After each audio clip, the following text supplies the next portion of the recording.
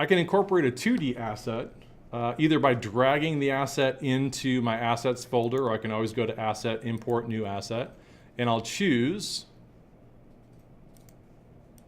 that new asset PNG. Because it's a PNG, it's going to default, should default to a transparent background. Now, because we're in a 3D project, every bitmap graphic or every 2D graphic that we import, by default, it's going to want to interpret it as a texture that needs to be applied to an object. So we're going to want to convert it to a sprite. And the way that we do that is that we're going to select this rocket in our project folder and look at the inspector. And that first item in the inspector, it says texture type default. I'm going to click on the drop-down menu and choose to set Sprite 2D UI. I'll choose that. Make sure I hit the apply button. And now this is a sprite that I should be able just to drag out either into my scene or into my hierarchy, and I'll have a 2D asset.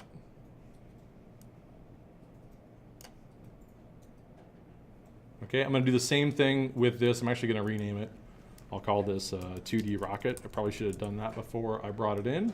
I'm going to drop that in the player just like I did the 3D model. I'm going to take this 3D model and temporarily turn it off. Maybe I can't do that. Maybe I'll have to delete it. I'm trying to... I want to make it not a prefab, because that was that problem. Yeah, and maybe that's why they came out with such a quick update with went from Unity 3.1 to 3.2 so quickly. We'll see. Yeah, usually there's a break prefab in here, but I know they've updated their prefab workflow, and I'm trying to untangle that. All right, so I'm just going to delete it. Well, I'll figure out that workflow and see if we can't get that fixed. When did you change the 3D model rocket? Yep, so I'll select that. In the texture type, I'm going to choose Sprite 2D UI. And then down at the bottom, you're going to have to hit the apply button in order for that to take effect. And then you can drag it in. And so I'm just dropping that into my player. Now I'm going to change... I resized the box collider to accommodate the 3D model. I could have scaled the 3D model. There's a number of things that we can do, but I'm just going to change the collider back to something that, is kind of on the out, that makes sense for the 2D graphic. And I'll hit the play button and I'll test this. Okay, so you can see now I have a 2D asset that I'm using as my rocket instead of... All right. So that's the workflow for 3D and 2D.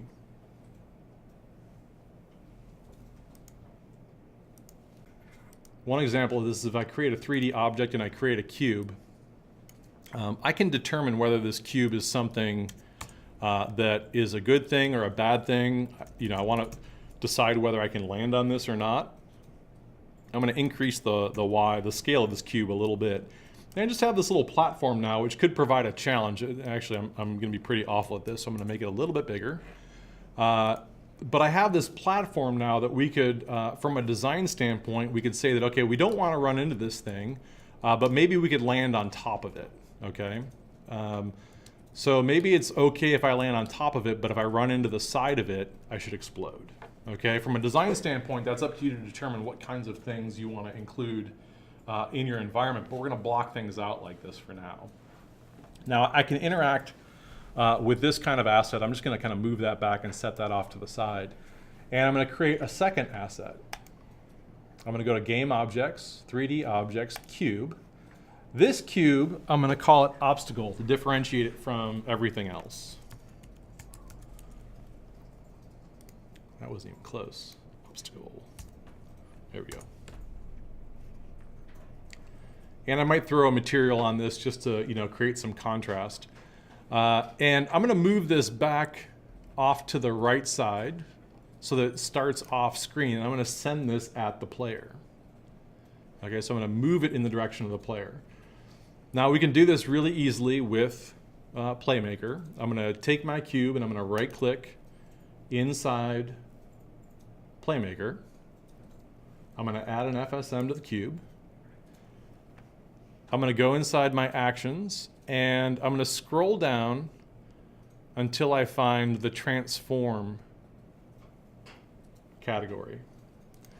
Transform is just kind of a fancy way to say mathematically move or rotate an object, mathematically transform a parameter, in this case it's position, over time. So we're going to say mathematically interpret its x position over time. In this case we'll say negative, according to negative x. So I'm looking for transform, and then down at the bottom I'm going to grab translate. I'll double click. We're going to translate along the x value. I'm going to change this from a variable to a hard value by clicking on the equal sign. And I'm going to say -3. And what that's going to do is it's going to tell it to move in the opposite direction of its red arrow. It's going to move -x, not positive. The positive is the forward direction of the arrow. We're going to do that per second every frame. It's moving in cell space, which is fine. That'll give us an opportunity to kind of look at this a little bit closer. I'm going to hit the play button. And now we'll see that we have an obstacle moving towards our player. Now the first glitch or bug that we're going to encounter is that it just kind of passes right through our player. That could be one of two things. One, it could be that it's just missing the player altogether. It could be on a different plane. But I can confirm that really quickly. I'll hit the play button, and even though I'm in the game tab, I'm going to jump to the scene tab and just kind of watch that pass by. So it does look like it's on maybe a different plane. There is a little bit of 3D, but I'm just going to zero out its Z position, which should line up with my player, and I'll hit the play button again, and I'll see if that collides. The second time is probably still going to pass right through without affecting my player, and that has to do with the way that Unity kind of interprets physics-based objects. Unity errs on the side of being super efficient. So when a physics-based object comes to rest and is just sitting on the ground not doing anything, it'll temporarily ignore the physics engine by default. And we can tell it to not do that a couple of different ways. And the easiest way to do that in this case is that we're going to select our obstacle. We're going to go to components and add a physics rigid body to it. Now, things could get really weird when you try to translate a rigid body. That's a bad thing. And that's just what we've just done. However, we're going to do one extra thing. We're going to go to the inspector. We're going to find our rigid body component. And once we find it, we're going to check it to is kinematic, meaning that it's going to ignore the physics engine for its movement, but it's going to recognize its box collider as something that should be continuously paid attention to. We never want to translate a rigid body object. We never want to rotate a rigid body object for reasons that we'll talk about another day. So I'm going to toggle the play button here and see if I can, if that solves my problem. If all goes well, it should knock over my player at this point. There we go. It didn't really knock it over, but it did do some weirdness and kind of pushed it along. Okay. At this point, we have a basic obstacle that we can play with. And we can actually duplicate this by selecting it and choosing Command D. And I'll just offset this obstacle a little bit. They're both moving at the same speed. And so, we have this little obstacle now that we have to maneuver through, which, so we can start to think in terms of, what kinds of things we want to take into account in terms of player difficulty, okay? Now, we may or may not want moving obstacles. We'll talk about some variation on this. But the other thing that I want to start to consider with this is that I want to start to, think about point A to point B. I want to start, moving somewhere. And as I move through space, I want these obstacles maybe to start like randomly appearing and, getting flung at me, and, what kinds of things I want to take into account. So these two obstacles are working okay, but we'll eventually want to kind of randomize these things. Before we do that, I don't want to over-design this until we start talking about theme and design. So I'm going to pause here with the technical